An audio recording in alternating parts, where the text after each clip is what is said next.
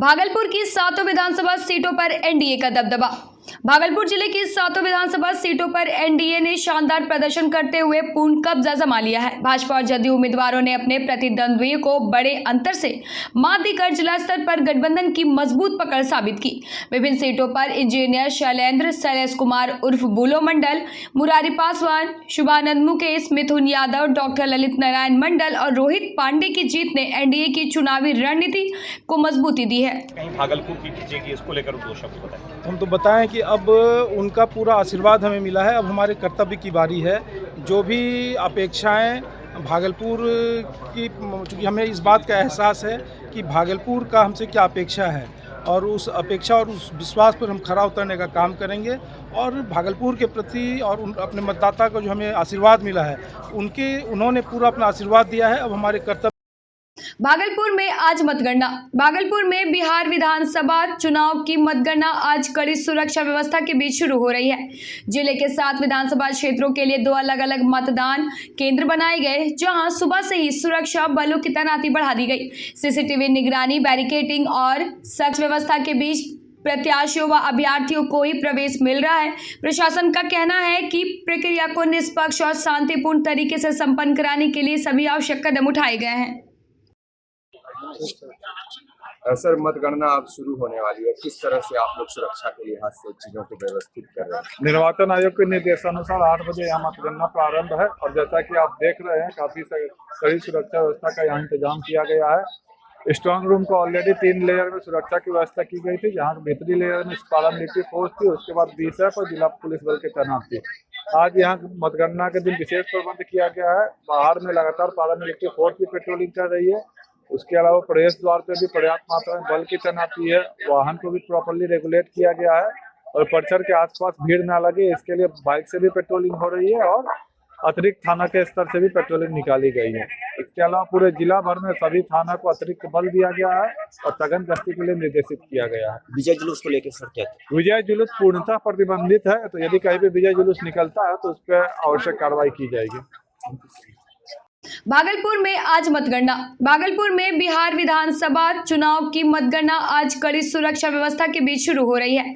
जिले के 7 विधानसभा क्षेत्रों के लिए 2 अलग अलग मतदान केंद्र बनाए गए, जहां सुबह से ही सुरक्षा बलों की तैनाती बढ़ा दी गई। सीसीटीवी निगरानी, बैरिकेडिंग और सख्त जांच व्यवस्था के बीच प्रत्याशियों व अभ्यर्थियों को ही प्रवेश मिल रहा है। प्रशासन का कहना है कि प्रक्रिया को निष्पक्ष और शांतिपूर्ण तरीके से संपन्न कराने के लिए सभी आवश्यक कदम उठाए गए हैं।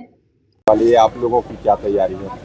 अब 8 बजने वाला है और हमारी पूरी टीम तैयार है। आप देख रहे हैं हमारे सारे कर्मी जो काउंटिंग में लगे हुए हैं और उनके साथ साथ जितने भी कैंडिडेट्स हैं उनके भी सारे जो काउंटिंग एजेंट हैं ये सभी लोग वहां अंदर प्रवेश कर चुके हैं। हमारा स्ट्रांग रूम खुल चुका है और अब काउंटिंग कुछ ही क्षणों में प्रारंभ होगा। ठीक 8 बजे हमारा पोस्टल बैलेट की काउंटिंग प्रारंभ होगा। तदुपरांत जो ECI के गाइडलाइंस के हिसाब से हम लोग मशीन की काउंटिंग शुरू करेंगे। विजय जुलूस को लेकर के आप लोगों ने तैयार किया है, प्रतिबंध है?